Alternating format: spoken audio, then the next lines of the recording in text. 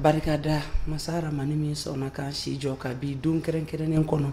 ka foli ni tamuni bila masara mani yɔrɔ la ka sɔla ka ci basarimaba ye ka rasulu kisi ni nɛɛmaba ye a tɔgɔ k'a nafa diɲɛ ani lahara ka foli belebele ta k'a di an filɛlibagaw ma Mali kɔnɔ ani a kɔ kan aw minnu bɛ k'an filɛ ouverture media bɔlɔlɔsiraw kan aw minnu bɛ jɛmukan partager aw minnu b'an dusukun bila aw minnu bɛ commentaire bila an bɛ foli ni tamuni ta k'a di aw ma an ma ɲinɛ aw kɔ an tɛ ɲinɛ aw kɔ ka tila k'a yir'a la k'a fɔ an bɛ mɛn kalo tile 31 na san 2024 bi ye juma ye lahɔrɔma don do bato don do an bɛ dugawu kɛ ala k'an ka jumaw bato kɛlenw minɛ ka juma caman yira an kɛnɛma na ka juma kuncɛ hɛrɛ ani baden na ka tila k'an ka ɲɛmɔgɔw fo Isufu Mangara Buba Jara mɔgɔ bɛ fo yɛrɛ ye ci kɛ ko ɲuman na ka n yɛrɛ ka technicien fo Prince ka foli belebele ta k'a di n ka équipe ma u bɛɛ sera kɛnɛ kɔnɔ ka ban Papu ani Thierno Tall amina tɛmɛ ni baro ye Papu e ni sɔgɔma kɔri baasi tɛ yen i bɛ foli di an filɛlibagaw ma ok n bɛ ala fo ka kira fo bi ye juma ye lahɔrɔma don do bato don do n bɛ dugawu k'ala an ka bato kɛlenw bɛɛ minɛ k'an ka ɲinifɛnw bɛɛ sabati k'an kisi a gɛrɛgɛrɛ ma ka foli kɛ ka ɲɛsin mɔgɔw ma mɔgɔ mɔgɔ bɛ k'i sɔgɔlen na nin sanga in kɔnɔ ouverture media bɔlɔlɔsira bɛɛ ni 9h pile daminɛtɔ ye d'accord an ka foli bɛ an ka ɲɛmɔgɔ ye an ka foli bɛ an ka baarakɛlaw ye an ka foli bɛ an ka technicien n bɛ Tall fo awa k'a fɔ je suis très bien habillé ce matin par Dubai Mall Maman Lana ka mɔgɔw et puis très prochainement bɛɛ fana bɛna habillé u fɛ don na nata na parce que an bɛna tɛgɛrɛ ɲɔgɔnma dɔ kɛ donc 9h pile plateau sɔn ka k'u ka bolo kan dans les jours à venir ni ala sɔnna cɛ tisiw muso tisiw a bɛɛ b'a la i n'a fɔ n'i taara Dubai ka taa tisi san Maman ni y'a dɔgɔninw an ka foli b'u ye kosɛbɛ don nataw la an n'u bɛɛ bɛna ɲɔgɔn ye Dubai Mall ACI 2000 la via Mohamed Toumouta sababu ni ala sɔnna ala k'o yira an kɛnɛma na Thierno Tall i ni sɔgɔma awa yɛrɛ sira denbaya don somɔgɔw bɛ di i bɛ foli di an filɛlibagaw ma i ka denbaya tɔɔrɔ s'u la i ka burumusi ɲɛna bi ye juma ye mais i bɛ taa juma la awɔ i bɛ taa bi ala ka juma caman yira an na amin amin amin amin ala ka Mali ja amina yarabi ala ka bi diya na amin awa an b'an kanubagaw fo diɲɛ fantan ni naani u bɛ diɲɛ yɔrɔ yɔrɔ k'an lajɛ sans temps réel 9h pile nin ye a émission daminɛtɔ ye a n'a kunnafoniw donc an kanubagaw n'an filɛlibagaw an b'u bɛɛ fo n bɛ yɛrɛ fo ka Prince fo ka Papu fo sɔgɔmada in na an bɛɛ bɛ forme na bɛɛ nisɔn ka di ala ka don tɔw diya tan amina yɛrɛ ala k'a to i ka taa juma la Papu bon nin tɛ kɛlɛtigɛ ye e ye ne ɲininka i ko n bɛ taa juma na ne ko n bɛ taa Papu ne ma sɔn ni awa a ka jatew a m'a fɔ a tɛ taa dɛ m'a fɔ a tɛ taa mais a bɛ sɔn ka taa a bila voilà a kan ka taa bi parce que a tɔgɔ tɛ hali awa a tɔgɔ de ko Tanti Malimatu Hawaw Fɔnba ka bɔ Fɔnbabugu la ayiwa daminɛna Allahu akbar yɔrɔ ne ye Fɔnbabugu ko nin f'i ɲɛna n ko ne tɛ Fɔnbabugu ka ye n tɛ Fɔnbabugu dugutigi dɔn n tɛ Fɔnbabugu maire dɔn Fɔnbabugu dugutigi tɔgɔ tɛ Bakari Fɔnba o tɛ fa dɔgɔnin ye ne b'a dɔn Chaka Fomba de Oh, Chaka Fomba, where? Laji Fomba. Normalement, Fomba la ka bega ngata Fomba bugu. Normalement, ni ko ba normal yara la parce que do ka dugu. Normalement. Fomba bugu flankoro ya pourquoi ni yamanja. C'est à deux pas d'ici. Sigero de test sur Fomba bugu la tellement jama ka cha. A falen no faut que ça tete wallahi. Wow, o ba hira Fomba la kaw de Mali jambarka mai o ba hira Fomba la kaw de kacha o ba hira ni Fomba la kaw simbora Mali kola to bide Mali président le gun to ko o mana e jaga mo gele me o dante sirki Fomba SNT la sinon ne ma Fomba la ka e gouvernement mai président tout la gaw ni jumaere jumaere me wo sigi ba ñaare ni ñagate wo lu ba ke chodi lu ne tutu ke ba Fomba bugu mana kuna sininde kuna sini kuna sini kali no kana kuma tintole kuma chugo fali ika kuma koriji tale fla bamana ne da mu ni mi mu mara ya fla konna fla ni bamana de pala yo jom jonye mais fla de bamana mara ke de la ga bamana nga fla mara mi papu kabiri ne koni fila koni te tiɲɛ fɔ ko wa ko fila nangaraba ya akala banci minɛ kɔni fale o ye awa sira fila ko ɲɛ koyi an kɔni an bɛ taa ɲɛfɛ ni an ka baaraw taa bolo ye papu ni cɔrɔnɔtal an bɛ taga ɲɛfɛ ko jugu tɛ bɔ dugu la nka a bɛ boli tɔgɔla ko la ka foli ni tauni ta ka di an filɛlibagaw ani jɛmukan partagelibagaw ma Mali kɔnɔ ani a kɔ kan ka kanu barika da o ye i b'a dɔn nin wagati laban ninnu na n y'o fɔ bɔlɔlɔ yɛrɛ sufelen don fo ka taa ka sufelen don waati na ko de don n'a sufere a bɛ tila ka da fɛn min k'a dɔn k'a fɔ an ba ale de bɔra an fɛ yan Soro Cɔrɔnɔnjɛ a ka plateau sanfɛ a bɔra ka ɲɛfɔli dɔ kɛ fɛn min a den kun ka ye muso ni den cɛ Ala de b'a gindo dɔn i k'a dɔn wolo tin ka gɛlɛn a kɛra cogo o cogo hali ni den ma ba ye n'a kɔrɔyara a kɛra cogo o cogo a bɛ to k'i plaigner n'a ba ye hali n'a ka sɔrɔ kabiri a dɛnɛnnama mɔgɔ wɛrɛ de y'a la don ba jɔyɔrɔ bɛ na ye a fɛ ba tin bɛna don a la a bɛna i plaigner a ba ye o de kosɔn i k'a dɔn fɛn min ye an ka musokɔrɔba ale bɔra ko k'a sababuya kɛ ale kɔni a kun furulen bɛ mɔgɔ min ma tubabu de don den ye métisi de mais den i k'a dɔn k'a fɔ a n'a farila ɲɔgɔn na san 20 ani a kunkan fɛn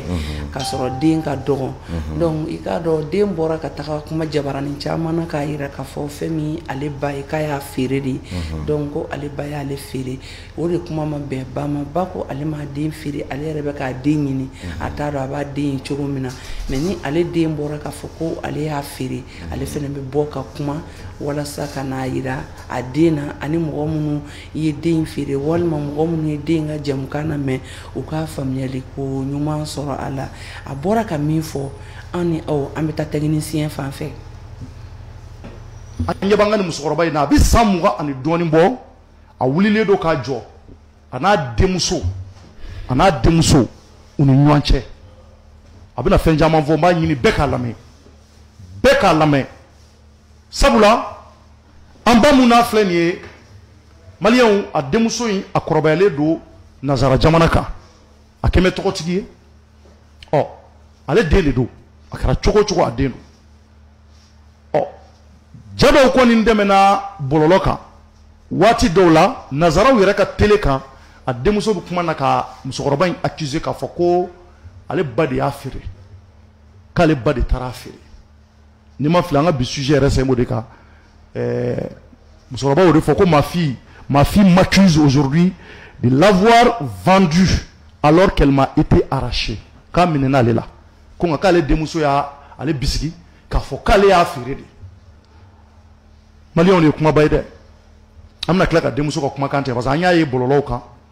denmuso ye kuma damadɔ fɔ télé dɔw la an bɛna tila ka olu lamɛn sɔɔni k'a fɔ an ba ye a bɛna don histoire la mun de kɛra exactement k'o fɔ an ye ne ni Jɛfa Kabiya k'a lamɛn jamanadenw fana sigilen don k'a lamɛn n b'a ɲini presse fɛ an ka video in kunfɔlɔ lamɛn fɔlɔ denmuso yɛrɛ ye mun fɔ denmuso ye kuma minnu fɔ video 3 don a b'an bolo n b'a ɲini maliyɛn bɛɛ fɛ bɛɛ k'a lamɛn nazarakan don n'an tilala an b'a yɛlɛma an bɛna tila ka ba ɲininka ko ninnu taabolo kan an bɛ an ka technicien bolo n'o ye Prince Doumbia ye. Oui, ça va et toi? On a vu que t'étais pas bien. Oh bébé! Tout le monde est venu. Mais oui! On n'a pas pensé, c'est vrai que on rigole tellement tous entre nous qu'on se rend pas compte et C'est ça. vraiment on a été bêtes. On n'a pas tilté, on n'a pas tilté. Vraiment, en on fait. n'a pas tilté. Il n'y avait aucune mauvaise intention derrière ce qu'on Vraiment, disait. grave. Et c'est vraiment qu'il y avait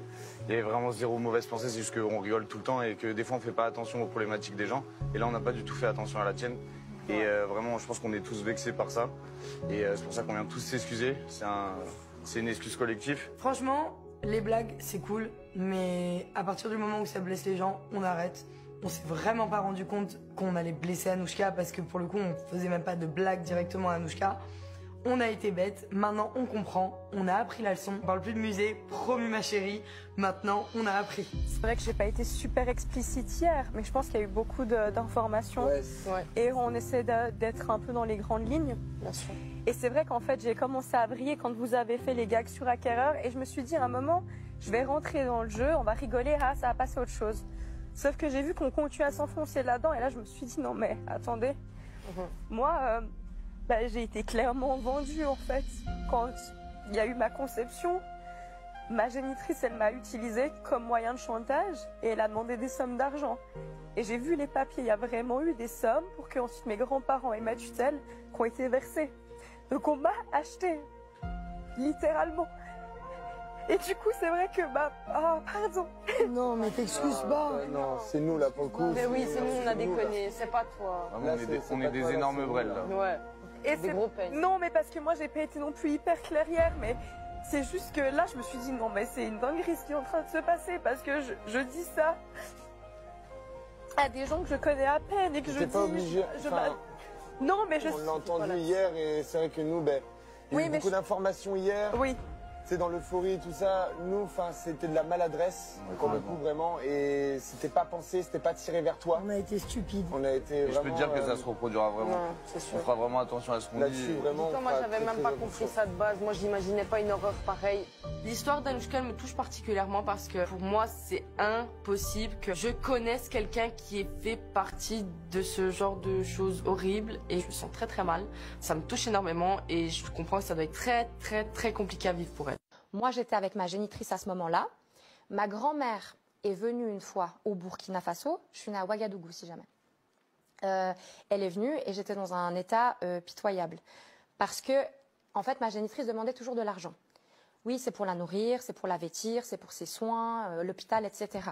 Ma grand-mère, elle s'est dit, bon, on donne de l'argent, mais on va y aller.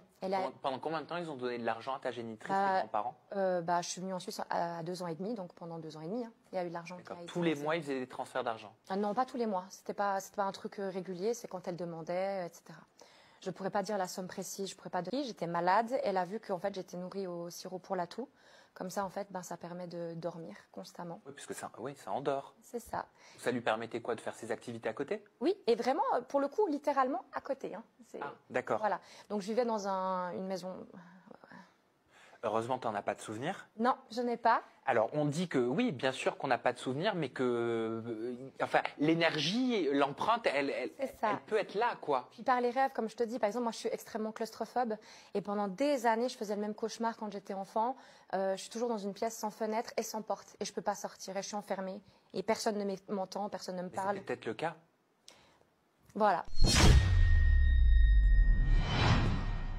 Ma grand-mère, elle s'est dit, ok, là, ça va pas, je peux pas la laisser comme ça. Ta mère, la gamine, elle va crever, pardon. Et à ce moment-là, elle m'a mise dans un orphelinat, chez Madame Beugli, si un jour elle voit ça. Et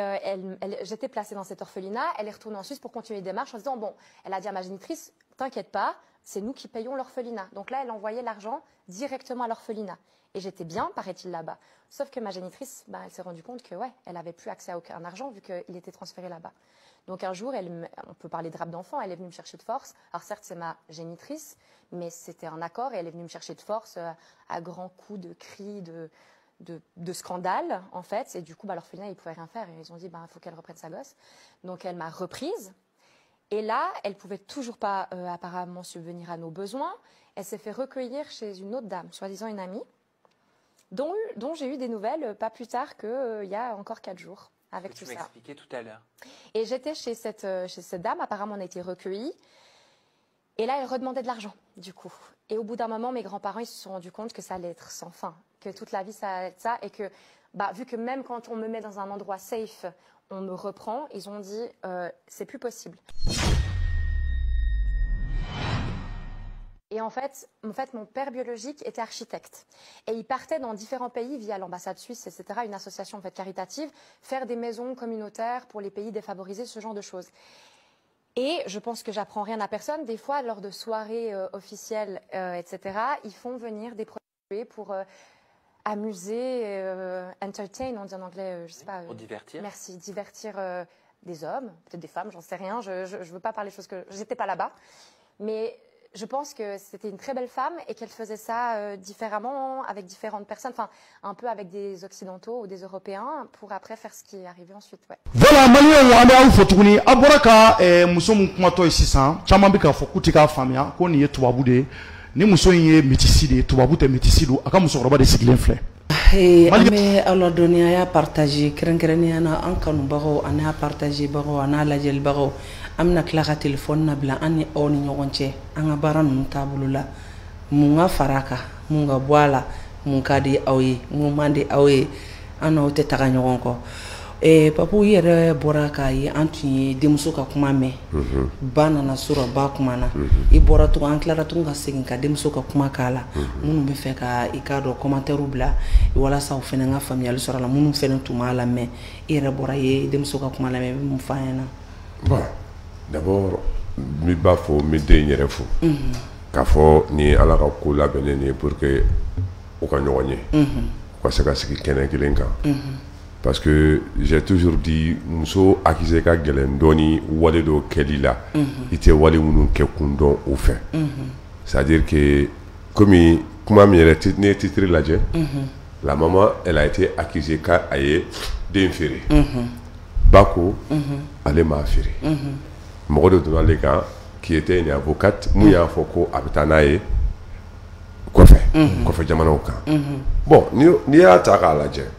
parce que ninnu foyi tɛ yen sɔrɔ cɔrɔ ni jɛfagama mun bɔ a la non o ka sego ka o répétition de sisan nɔ mais qu'est-ce qu'il faut retenir ou bien mun de bɛ fɔ sisan c'est à dire que hali sisan ni kɛwale ninnu bɛ an fɛ yan mɔgɔw bɛ na ka bɔ kɔfɛ c'est à dire que jigilatigɛ ma désespoir ma i tɛ mɔgɔ min dɔn kosɛbɛ i b'a sɔrɔ aw kɛra teri n'a nana a bɛ kɔfɛ i b'a ɲininka karisa i bɛ se ka taa ni n den ye wa walasa a ka se ka sansi di a ka diɲɛlatigɛ ma parce que olu ye mɔgɔ de désespoir de ye si jamais n'a den tigɛ bɛ kisɛ la ou bien ni e yɛrɛ bɛ kisɛ kan yan nɔ i t'a don mɔgɔ bolo ka taa i yɛrɛ b'a bila ka taa k'a ka fɛngɛw ɲɛ sɔrɔ mais nin fɛn in na nin nana ɲami de parce que a ɲami yɔrɔ ka bon grammaire da b'a la génitrice da b'a la c'est à dire que a ɲagami yɔrɔ ka bon trop c'est à dire moi je peux juste sensibiliser nin n'a nasiraw la ninnu ɲɔgɔnnaw ka éviter pour que a kana mɔgɔw sɔrɔ parce que muso mana kɛ cogo o cogo a ka gɛlɛn den mana kɛ cogo o cogo a ka gɛlɛn ba ka se k'i débarrasser ka bɔ a la quoi hali n'a sɔrɔla fa dɔw ka kɛwale jugu fɛ fa dɔw ka tɔɲɔni fɛ a bɛ den yɛrɛ muso yɛrɛ bɛ den min wolo k'i joli la a b'a nɛgɛ bɔ a la musow bɛ se ka agiter mais a bɛ gɛlɛya k'a fɔ muso ka se ka a woloden feere a bɛ gɛlɛya peut-être que kumaw de don an tɛ se k'a fɔ musokɔrɔba ta ye nkalon ye prévu kɔni b'a fana bolo photos b'a bolo et sunkurunin fana mais nin ko in na muso in na lakale de ka ca woloden ye parce que fɛn in bɛ kɛ wagati min na ale tun ka dɔgɔ a ɲɛ bɛ fɔ a ye de nin de kɛra tan nin de kɛra tan mais musokɔrɔba kɔni o y'a vécu nkalon don wa parce que n'i y'u yɛrɛ ta k'u lajɛ bi denmuso in kɔni kɛra musobakɔrɔ ye bi musokɔrɔba in kɔni ye musokɔrɔba ye bon a sugu la ne tɛ n prononcer a kan kosɛbɛ pourquoi ne b'a ta ka donna ladili sira fɛ cogo min na o de ye k'a fɔ c'est à dire que ka denw b'i bolo k'u kalifa ka taga kɔfɛ ten k'a sɔrɔ i tɛ mɔgɔw dɔn i t'a dɔn i bɛna taa di mɔgɔ joliw ma i t'a dɔn a bɛ taa jɔn de bara k'a bila ka taa ten parce que k'a fɔra ko kɔfɛla ka di a ka kusa Mali ye ou bien a ka kusa Burkina ou bien a ka kusa Sénégal ye moi je pense que aw fɛn ninnu kan ka dabila parce que pourquoi n'a ma dabila ni ɲɔgɔnnaw de bɛ wula la kuma bɛɛ parce que ni ne bɔra n'a ye yan ka ban da min ka di ne ye ne bɛ taa bila o de la o e y'a di ne ma ka ban e ta tɛ bilen o donc du coup nin ko in kɔni tiɲɛ ala ka bange n'o tɛ nin ye mɔgɔ fila ka version de ye ba ka version den ka version donc k'aw bɛ intermédiaire yɛrɛ fo ka jija la parce que nin fasugu walakali bɛ na n'a ye k'a fɔ dennin yɛrɛ hali n'a kun t'a ba kalama a bɛna bɔ a kalama k'a ba bɛ yɔrɔ min na donc n'u yɛrɛ ye ɲɔgɔn ye don min na wolo t'i ka bon a tiɲɛ ye mun ye u n'a fɔ ɲɔgɔn ye Hawa. ayiwa papa o kɔni ye tiɲɛ ye parce que ba y'a yira k'a fɔ ko ale tɛ fɛ saya ka se a ma ni a n'a den ma ɲɔgɔn ye a ye preuve caman yira min bɛ a yira den na a k'a dɔn a ba de y'ale ye wa ale m'a lafili photo minnu b'a bolo photo ninnu ye réalitéw de ye k'a fɔ ko mɔgɔ wɛrɛ photo dɔ bɛ fɛn ba do photo do den photo do wa fa photo b'a la donc den yɛrɛ bɛ na tiɲɛ wɛrɛw ye dans les jours à venir wakati na ko de do i b'a dɔn surtout ni an ka denmisɛnninw n'u mɔna tubabu jamana kan o mentalité de bɛna to u kunkolo la mais n'a nana ka jateminɛ ni sɛgɛsɛgɛli dɔ a hakili sigilen i b'a ye a yɛrɛ bɛna ba wele et puis ba y'a yira kuma kɔnɔ a b'ale wele yɛrɛ o bɛ baro kɛ fɛnɛ mais kuma dɔw la i b'a dɔn n'i miiri i tacogo i kɛcogo la i b'a fɔ k'i parent banni la donc a b'i dimi a kɔrɔ mais faamuyali bɛna sɔrɔ a la Thierno Tall Gafure Awa i b'a dɔn nin verre ninnu bɛ don don minnu ni don minnu na juma dɔrɔn Papu yɛrɛ m'a fɔ yan ko ne ka jinɛ bɛ wuli juma de yan n taara n ye miiri n ye ko in lajɛ n yɛrɛ y'a ye tan don hali ne ka mankan bɛɛ ye juma ye bloc bilenman de b'a la bi aujourd'hui c'est message et puis Talosi bɛɛ n'a ka jinɛ de bɛ yala ne ta ye vendredi ye i b'a sɔrɔ dɔ ta ye lundi ye dɔ ta ye mardi ye e ta ye don jumɛn ye e yɛrɛ tɛ tali o ye format de ne ma ɲina Segu Bolivar nani nga kalifalen no Awa mokɛ a b'i bolo d'accord Awa moi je pense que on donne des fausses informations à la fille pour que k'a n'a ba kɔ don ɲɔgɔn na à vie ne ye malien den de ye ne ba ye malien ne fa ye malien ne wolola Mali kɔnɔ yan je sais comment ça fonctionne m'a fɔ malien t'a den kɛ ta a t'a don ta a t'a bɔ ta m'o fɔ mais malien kɛ man di k'a den feere comme on l'a fait croire c'est pas vrai moi je pense que a n'a ba ka ɲɔgɔn ɲini u ka ɲɔgɔn ye u ka kuma parce que c'est que elle oublie elle a deux parents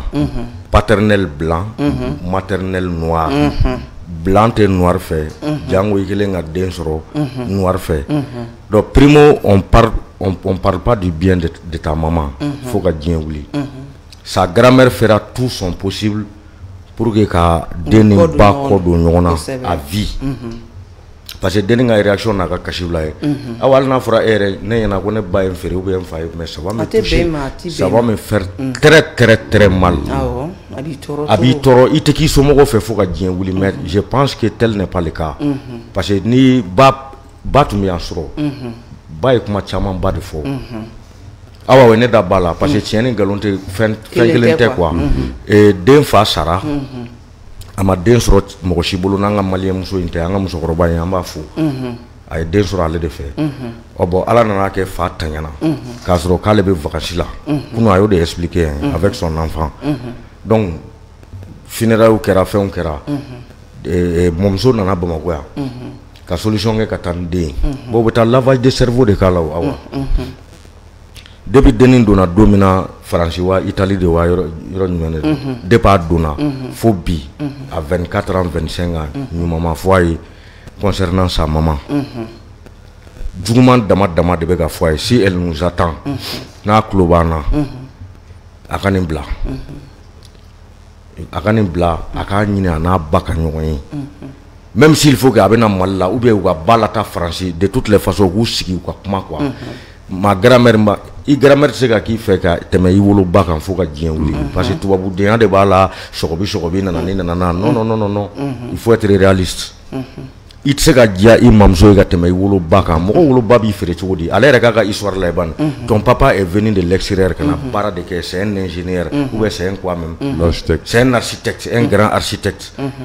a déplacé ka bɔ Europe ka na Afrique ala y'a kɛ a ye den sɔrɔ mais n'i kɔrɔbayara il faut réfléchir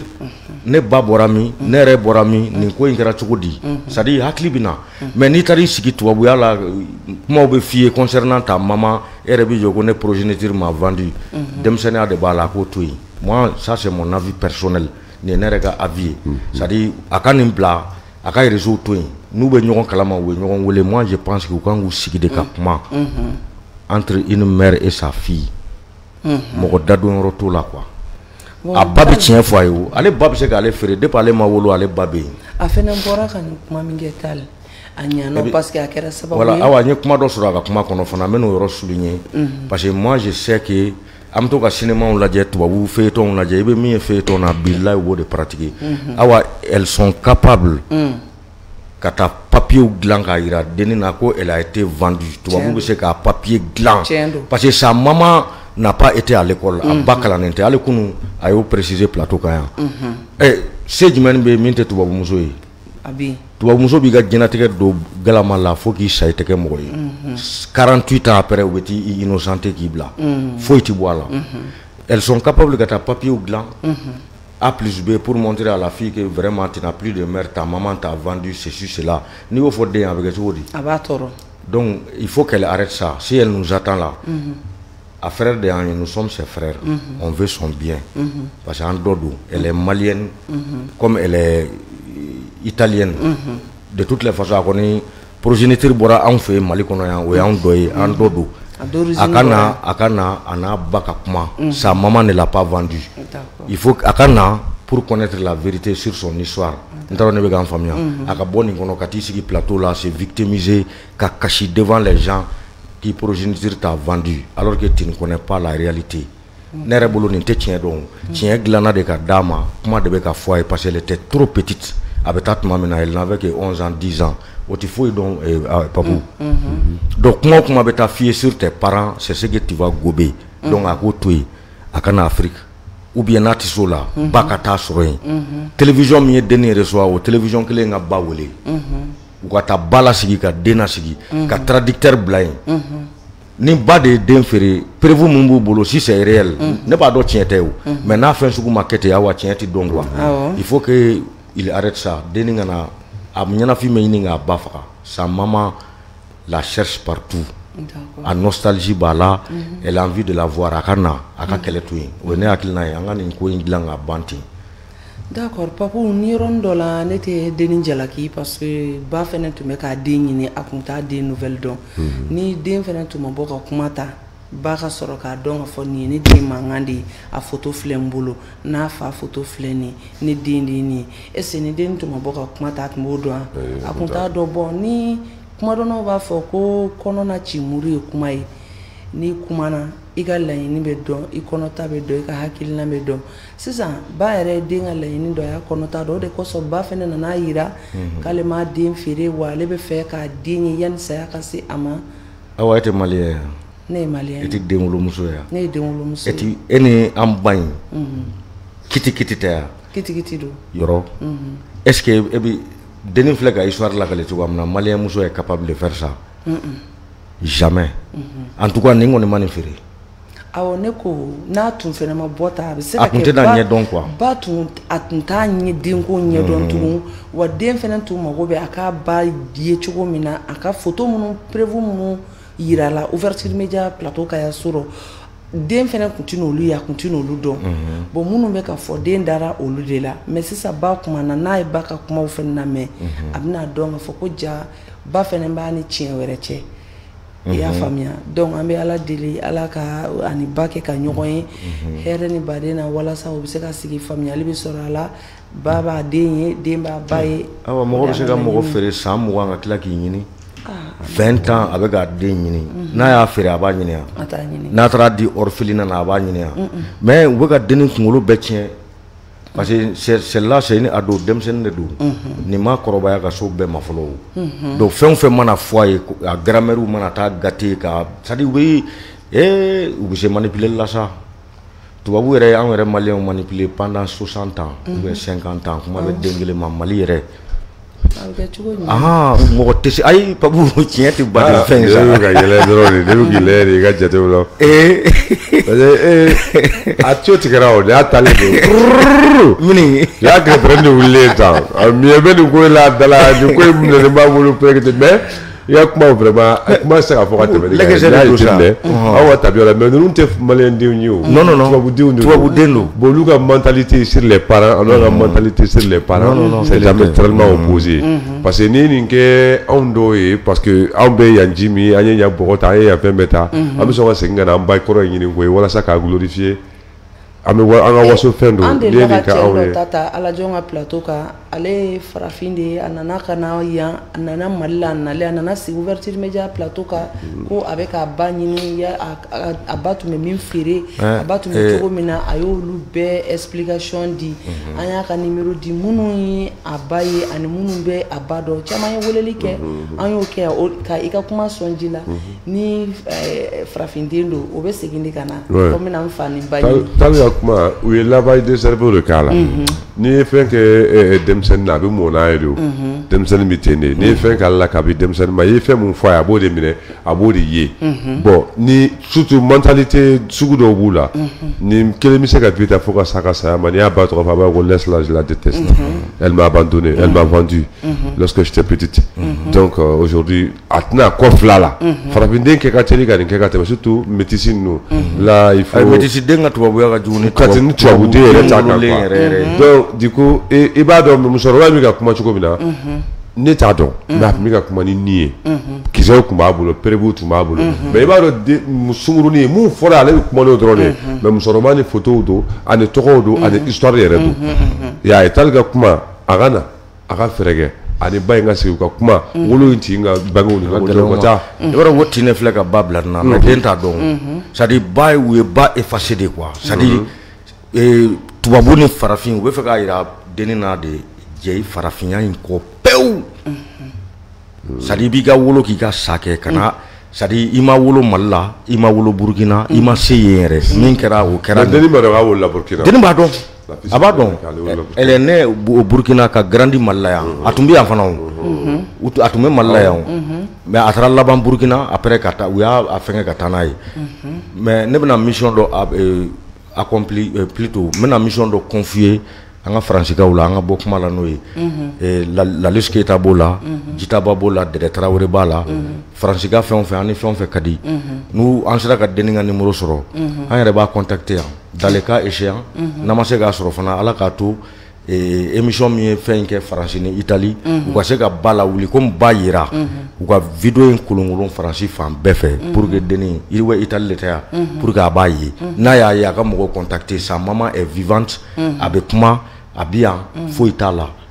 ni min kɛra u sigi u ka kuma entre une mère et sa fille ninnu tɛ se k'u kɔ don wolo tin Ala de y'a kɛ o bi tin ne wulilen filɛ ka juguya ni dennin taara i sigi devant l'écran ka kuma a ba ma fɛn dɔ manque b'a la fɛn dɔ manque bɛ ba la fɛn dɔ manque bɛ den na mais mun b'u ni ɲɔgɔn cɛ grand-mère dɛ jumɛn wɛrɛ tuguni min mun don na muso dɛ ceci cela tubabu tɛ farafin fɛ awa n m'a fɔ tubabu kɛ mais tubabu ni farafin fo tubabu lafaamuyalenw tubabu minnu voyagera u bɛ mɔgɔ dɔn u bɛ mɔgɔya dɔn mais tubabu ni farafin tɛ taa quoi n t'a dɔn ne bɛ k'a faamuya surtout muso kunda i denkɛ ye denmuso min furu o ye farafin ye tubabu muso yɛrɛ tɛ fɛ a denkɛ ka farafin muso furu fɔlɔ u bɛ se ka nkalon tigɛ ka bɔ n da ni nkalon don minnu bɛ faransi n'u tulo b'a la ou bien minnu b'a réalité kalama bon kuma tɛ aw nana ɲɔgɔn sɔrɔ nin situation sugu la dennin yɛrɛ tɛ foyi dɔn fɛn o fɛn bɛ yen nɔ a bɛɛ bɛ ka fɔ a ye de donc a ka bɔ nin kɔnɔ quoi n bɛ bɔ kuma la n'o ye d'accord ba kɔni ni réalité bɛ a ka réalité bɛ ɲɔgɔn bolo ka d'a kan a ka prévu bɛɛ b'a bolo an bɛ dugawu kɛ Ala ka an bɛɛ sababa ma nin ko in na Papu ni Cɔrɔnɔ Tall an bɛ mɛn an ka émission na k'a sɔrɔ an ni an ka auditeur dɔw bɛ a ka d'u ye an ka ɲɔgɔn sɔrɔ téléphone na waati bɛɛ an ka communiquer an ka ɲɔgɔn hakilinaw dɔn u ka foliw k'an na ani an ka baaraw yɛrɛ taabolo la i n'a fɔ an tɛmɛna sira caman fɛ an bɔra ko caman na ko caman fɛnɛ bɔra an na donc ni a ma ɲɛ n'olu kɛra i b'a ye mɔgɔ caman b'an wele o wagati ninnu na an ka portable la u bɛ dugawu k'an ye walima u bɛ vocal bila an kunna o de kosɔn bi an ye bi kɛ don kɛrɛnkɛrɛnnen ye n ko ni an y'an ka musokɔrɔba ka hakilina fɔ diɲɛ mɔgɔ ɲɛna an bɛna téléphone na bila anw ni an kanubagaw ni ɲɔgɔn cɛ bonya karama majigin walasa an bɛɛ ka ɲɔgɔn hakilina dɔn kuma kolon tɛ kɛlɛko tɛ foyi anw bɛ so boli an tɛ kɔn la dɛ hali n'an bɛna kɔn la dɔrɔn an bɛ jɔ sira la an tɛ kɔn la parce que aw de bɛ an filɛ aw de b'a partager aw de y'an kanu wa aw de bɛ ka courage don an na fɛnɛ hali ni mɔgɔ fila dɔrɔn de bɛ direct in kɔnɔ o mɔgɔ fila an b'u fo k'u wale ɲuman dɔn dan t'u la Ala kana aw dan yira la aw de ye anw kanubagaw ye aw bɛna an sɔrɔ numéro min na o de ye 82 20 21 32 82 20 21 32 82 20 21 32 ni aw ye nin numéro in wele aw ni anw bɛ ɲɔgɔn sɔrɔ walasa an bɛ se ka baro kɛ bonya kɔnɔna na an bɛ hakilinaw yira ɲɔgɔn na a bɛ se ka kɛ i bɛ taa sɔrɔ tali bɛ yɛlɛ dɔ kɛ o man ɲi walima i bɛ taa sɔrɔ ne yɛrɛ yɛlɛ cogo man ɲi 82 20 awɔ 82 20 21 32 82 20 21 32 voilà ni mɔgɔ minnu bɛ fɛ k'an wele n'u y'an wele nin numéro na an bɛ ɲɔgɔn sɔrɔ i k'a dɔn fɛn min ye an kanubagaw ye an bɛ aw fo waati bɛɛ don o don an bɛ aw fo timinanja ka courage don an na papu an kanubagaw an ye téléphone labila n'u ni ɲɔgɔn cɛ dan t'u la yanni nɛgɛjuru sira ka don bɛ kuma d'i ma non e y'a fɔ cogo min na a tɛ tɛmɛ o kan c'est-à-dire que papu dɛ e kelen bɛ ka t'i kɔ sama ne bɛ na dɔɔni quoi voilà a ma nɔgɔn dɔɔni i kɔ de b'i dimi non c'est-à-dire que n degunnen dɔɔni quoi sumuni de b'a la sumuni ye hɛrɛ ye o hɛrɛ jumɛn sukaro don ayi sukaro tɛ sumuni tɛ bɔ ka ban sumuni tɛ hɛrɛ ye sukaro don n ko hɛrɛ don ni sumuni bɔr'i la i sigi k'a lajɛ sa i bɛna a tɛ sumuni da tɛ ninnu a tɛ suma ni ma yanni sumuni ka ban i bɛna nouvelle kura dɔ mɛn i sigi k'i tilen sa i sigi ne sigilen don sa bɔ ok ni tile n bɛ ka kuma ɲɛ de f'i ye sumuni dɛn na n degunnen de don sisan n degunnen de don awɔ kana n ka kumakan ladege dɛ an ye se kɔ kana n ka kumakan ladege dɛ halisa kumabugu kan c'est-à-dire qu'il y a fɔ cogo min na a bɛ se ka tɛmɛ o kan c'est-à-dire an bɛ yan bɛɛ de émission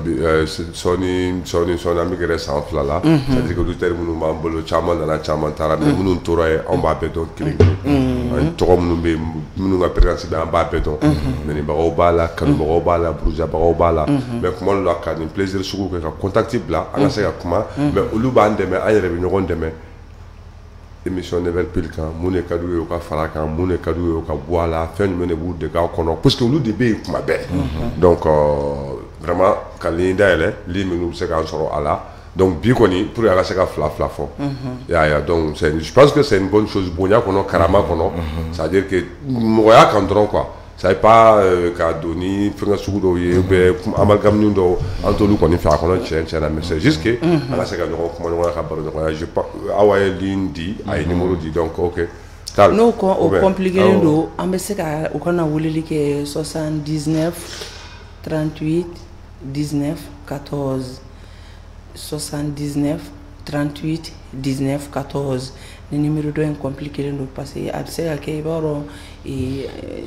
an ka numéro kura-kurani ninnu a Malitel na Orange fɛn irisigi bɛna dɔw la dɔɔni et puis a compliqué don dɔɔni dɔw bolo 79 o dɔɔni don dɔrɔn ko Orange 38 19 14 awɔ n bɛ hakɛto ɲini Seydou de Maïga awɔ kuma ka gɛlɛn ma ale y'a ta fɔ a k'an wele Seydou ni tulo b'an na il faut nous appeler ale y'a ta fɔ a k'an wele WhatsApp kan dɔrɔn ka dɔ fara émission tan kan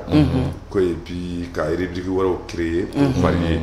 bon filanan ko tuguni il faut éviter de vous justifier à chaque fois que vous donnez votre pensée sur un sujet de société trop de justifications donnent l'air coupable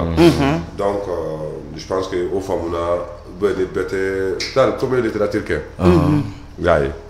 donc ale kɔni y'o fɔ ale ma fɛn kɛ mais ale y'o fɔ a ma weleli kɛ mais a y'o fɔ. Il a raison an kan ka an ka émission diversifier appel auditeur dɔ bɛ yen ani ka dɔ fara tuma dɔw la temps kan allo auditeur dɔ bɛ yen nse somɔgɔw bɛ di allo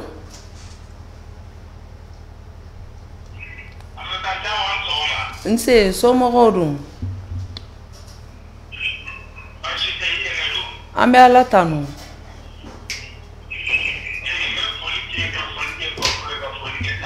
a diyara an ye kosɛbɛ non Dramane Sunmunu kodi baasi tɛ Dramane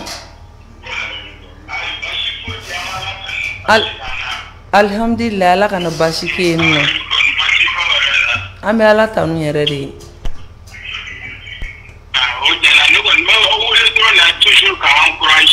o diyara an ye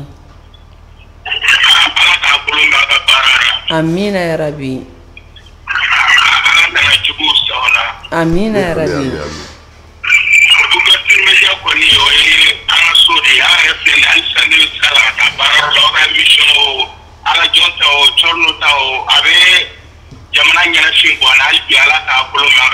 ami ami ami a diyara an ye Dramane i sumunu ni diyara an ye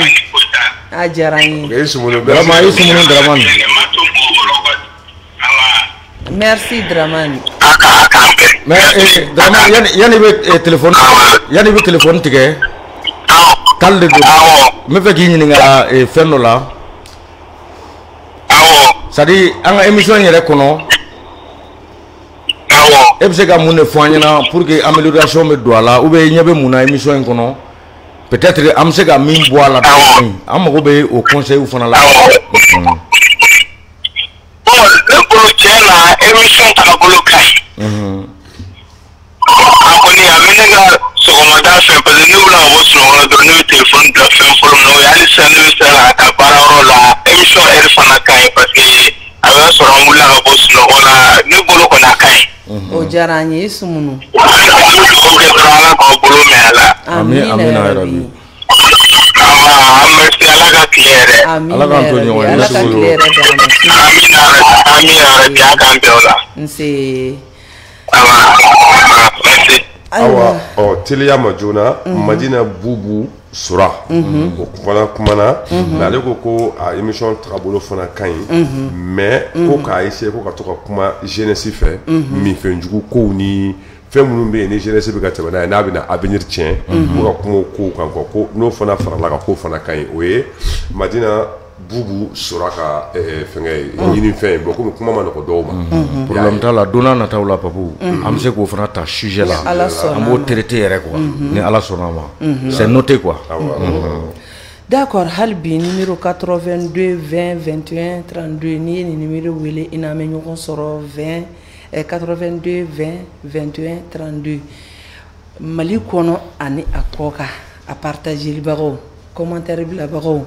kɛrɛnkɛrɛnnenya na k'an dusukun pɔmpe an bɛ foli di nin bɛɛ ma courage b'u la cogo min courage b'anw yɛrɛ la ten anw bɛ soli ka wuli min kɛ an b'a kɛ an kanubagaw de kama an b'a kɛ an lajɛbagaw de kama kɛrɛnkɛrɛnnenya na aw minnu ko waati bɛɛ n'an y'a daminɛ k'aw bɛ kɛ direct kɔnɔ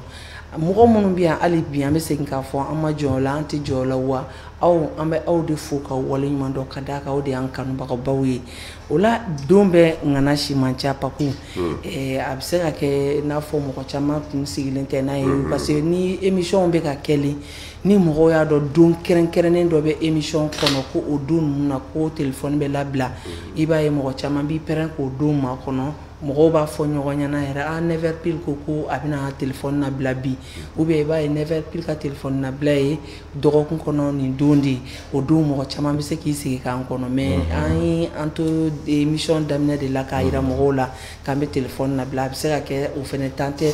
kuma dɔw la appel yɛrɛ temps tɛ dɔw bolo yɛrɛ dɔw bɛ direct kɔnɔ i b'a sɔrɔ u bɛ k'a lajɛ dɔw bɛ baara caman bɛ baarayɔrɔ la o b'a n'a ye baarayɔrɔ la écouteur b'u tulo la u bɛ k'a lamɛn mais téléphone ci temps t'u bolo mais a ma tiɲɛ dans les jours à venir an bɛna don dɔw kɛrɛnkɛrɛn awa Seydou fana ko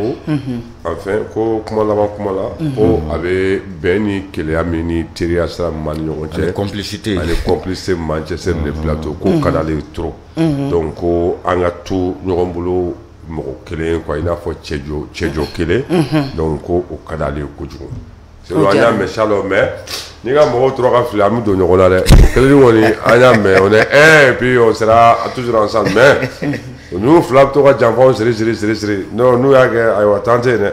a bɔra ne ni Papu la sisan a kɛra ne ni Tali de ye Tali e kuma e tulo tɛ Papu la n tulo b'a la walayi Papu bɛ ka ne ni e bɛɛ gosi bere kelen na nin wagati la o bɛ mun de fɔ an ɲɛna o la ko ko k'an jɛra a la an ka to yen sa an ka juru magaya bolo dɔɔni Papu an tɛ se ka jeli la an ka jeli de ye e an ka jeliba faama de ye e ni anw jɛra an ka jeli la est ce que a bɛ ɲɛnabɔ wa a tɛ ɲɛnabɔ dɛ mais e k'o de dɔn k'a bila i kunna an ka jeliba de ye e de bɛ a ɲɛnabɔ donc an tɛ bila i la Ola papu k'a dɔn k'a fɔ an kɔni bɛ foli ni tanu ta ka di bɛɛ ma ka d'a kan an tun bɛ fɛ ani an kanubagaw u mana kɛ diɲɛ yɔrɔ yɔrɔ la an b'u ka fila fɔ nka nin wagati ye baara ganenba de ye olu fɛ yen nɔ donc i b'a ye hali sufɛ ni mɔgɔ min bɛnna ni émission ou bien wagati wɛrɛ o bɛna weleli kɛ téléphone na o dun b'a sɔrɔ an tɛ direct kɔnɔ nka an b'a dɔn tigitigi ko nin bɛɛ ye kanu ka baara ye Thierno Tall n bɛ kuma di ma sani an ka kuma datugu. Awɔ. Concernant émission tacogo ani mɔgɔw bɛ ka laɲini min kɛ caman ye sumunu bɔra ale ye dɔ fɔ an ɲɛna caman ye taw kɛ commentaire ye minnu ta kɛ commentaire ani minnu taw fɔ direct la. Vraiment wa a diyara n ye kosɛbɛ i b'a dɔn min ka di ne ye an ka erreur awɔ an bɛ to ka fili an ka erreur ani an ka auditeur yɛrɛ bɛ fɛ émission in ka taabolo min fɛ quoi n t'a dɔn ne ye n faamuya c'est à dire fɛn ko ka a diversifier bu don la an ye nin kuma kɛ yan n t'a dɔn ne hakili b'a la papu mais on attend juste que an ka matériel ka na ka bɔ kɔ kan ni matériel nana o y'an yɛrɛ ka o b'an kɔnɔ an y'o nin fɔ a ka ca ni 2 mois ye mais an ka ɲɛmaw n'o ye Buba Jara ani Mangara donc u ye commande kɛ papu b'a kalama donc an ka matériel o ye never pile yɛrɛ matosiw ye n'o sera yan awa an b'a diversifier an bɛ to ka bɔ kɛnɛma an bɛna o bɛɛ fara plateau in kan ni Ala sɔnna a ma mais kuma ka wasa man ɲi moi je maîtrise trop le terrain ne bɛ terrain maîtrise ne bɛ terrain kan a ka ca ni san 10 ye. e tɛ manima fɛn min yɔrɔ dɔn fɛn ninnu fɛn dogolen ninnu fɛn dogolen ɲuman mais ese yɛrɛ tɛ problème ye bon ese never pile problème ba yɛrɛ tɛ en tout cas ne kɔni ne ma nɔgɔn dɛ cɛ t'ale ma nɔgɔn dɛ wallahi n ko ne ni n ka jinɛ de bɛ yaala ne kɔni mɔgɔ mɔgɔ bɛ ne dɔn jinɛ b'i la bi ya o b'a dɔn ne ma nɔgɔn jinɛ b'i la bi a bi tɛ vendredi ya e yɛrɛ ɲɛ tɛ ne kɛcogo la bi ya e kɔni ye wuruji ba don n bɛ wuruji de la ko bilen hali ni ko n cɛ ka ɲi bi n ka cɛ bɔ siɲɛ t'a ɲɛ bɔ siɲɛ t'a ɲɛ da la e filɛ Tall filɛ nin ye aw fila man ka kɛ yɔrɔ kelen o parce que jinɛ b'ale la mais e bɛ seli min na bi o tɛ jinɛ télé ye quoi y'a ye Jitaba fana awa n'o y'an balimamuso ye ne yɛrɛ balimamuso balakaw olu ye filaw ye komi e ka filako man bon i bɛna dɔ fɔ ale fana ma n tɛ fɛn fɔ Jitaba ma dɛ i bɛ dɔ fɔ jɔn ma Demba Jalo wa n tɛ ne ma mɔgɔ si f'i ɲɛna yan i bɛ dɔ fɔ Thierno Tall de ma sa kɛ Thierno Tall n'o tɛ hali Thierno Ndiaye awa Tallosiw ka ca dɛ n tɛ fɛn fɔ o ma bon Tallosi fɛnɛ ni fila bɛ fila original bɛ yen fila copie bɛ yen fila manani bɛ yen banfila bɛ yen fila copie ye jumɛn ye n'i y'o fɔ dɔrɔn da progrès fɛ Buguturu Bugu Jɛnsɛn o tɛ fila bɛ yen fila manani bɛ yen fila manani bɛ yen mais kelen wɛrɛ bɛ yen ni mun de bɛ se k'o fɔ tiɲɛ yɛrɛ la n tɛ se k'o fɔ e y'a dɔn ayi ne m'a dɔn e tɛ se k'o fɔ e m'a dɔn e k'ale se k'a fɔ mais ale y'a dɔn papu d'accord papu Jitaba fana ko vraiment ale bɛ émission a saba bɛɛ lamɛn Thierno Decrypte Ala Jɔn WM Live ka fara Never Pile kan ale bɛ fɛ an ka to an tocogoya in na an ka continuer parce que a émission saba bɛɛ c'est très très important c'est très intéressant donc a bɛ fɛ an ka to an ka dynamisme kɔnɔ toujours ni Ala sɔnna a ma ni dɔ ma fara kan fɛn tɛ bɔ a la a y'o fɔ Jitaba ye ni Ala sɔnna a ma inchallah ayiwa an bɛ Jitaba ladɔnniya k'a fɔ an bɛ olu de kama an kanubagaw ka hakilina walasa u k'an dɛmɛ baara in na ani an lamɛnbagaw parce que baara kɔnɔna na n'i y'a mɛn i ɲɔgɔn donni ta la tɛ ɲumabaga ɲuman de b'i la ni ɲumagaw k'i ma k'i ka donni sigi cogo min na ou bien k'a siri ka ɲa i b'a kɛ ten tɔ walasa a dɔ la ɲinu bɛ nɔgɔya i ɲumagaw fɛ a dɔ la i lamɛnli bɛ nɔgɔya i lamɛnbagaw fɛ ani kanubagaw fɛ o la waati n'a nataw la yɛlɛma caman bɛna don baara in taabolo la i n'a fɔ Tall yɛrɛ y'a fɔ cogo min na ka d'a kan ale terrain kɔnɔ de a bɛ i n'a fɔ ɲɔsuruyɔrɔ kɔnɔ tuban bɛ cogo min na Thierno Tall bɛ komi i n'a fɔ terrain fɛnɛ kɔnɔ n'Ala sɔnna a ma waati n'a nataw la a bɛna fɛn caman ye a bɛna fɛn caman kalama jɛmukan in kɔnɔna na parce que an bɛ labɛn caman na ka kɛ o la papu an b'a dɔn ko Basumano tɛ fɛ k'i kunkolo biri dɛ ko jumɛn Basumano terikɛ a fɛ na ko ne bɛ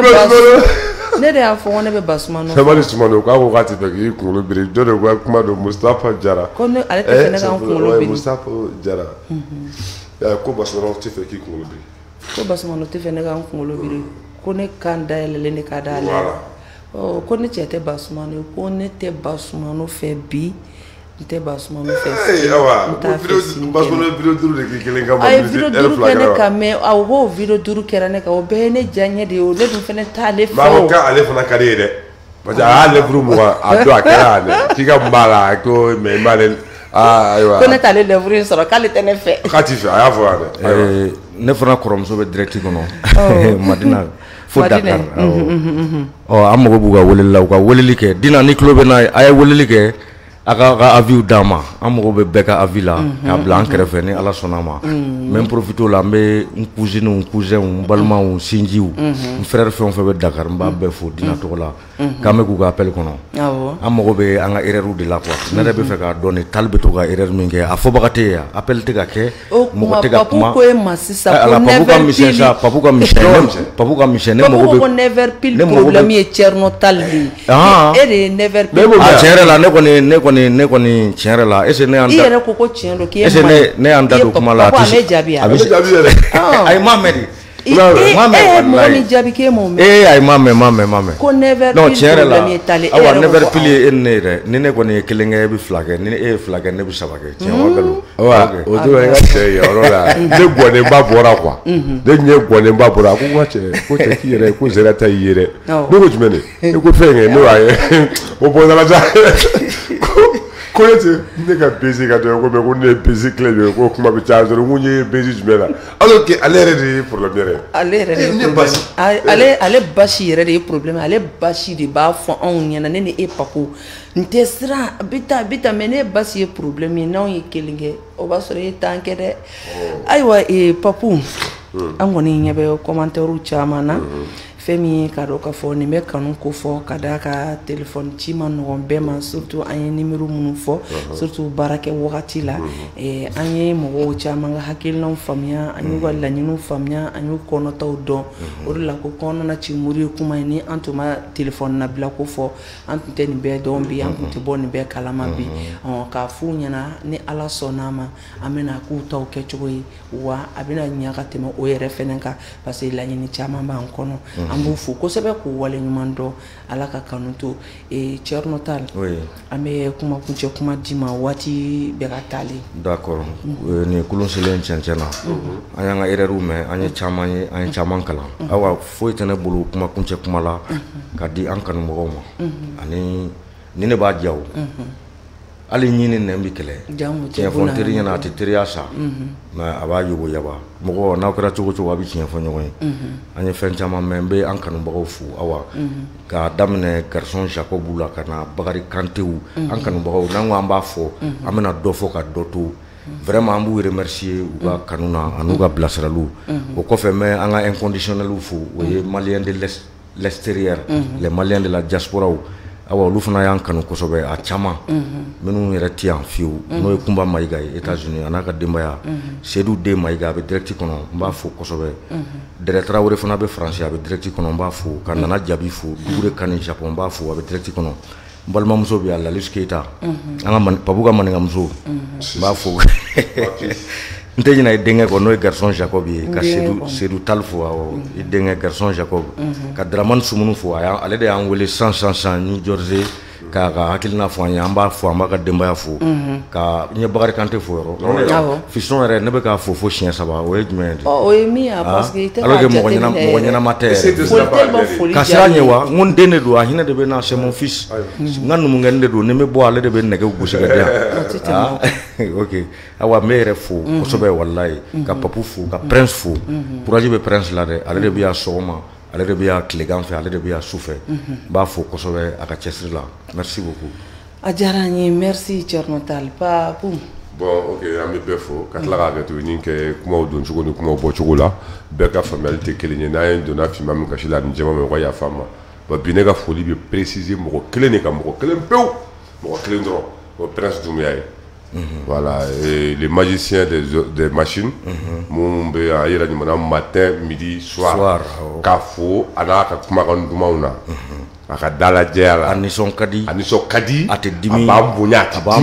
karamanga fudi baye ya fo buguni marala billahi presta fo buguni fo sigasu wala ba ko so ka boya na ka boya ma sekla ka tal fo ka wafo ka levu ko fo ka kenay ni terke ko japo male wallahi male dugure ala ka lafiya ay mena min fi na pabu ati même male be wuli inshallah awa ne surala ala ko ke ne surala ni ala sona mani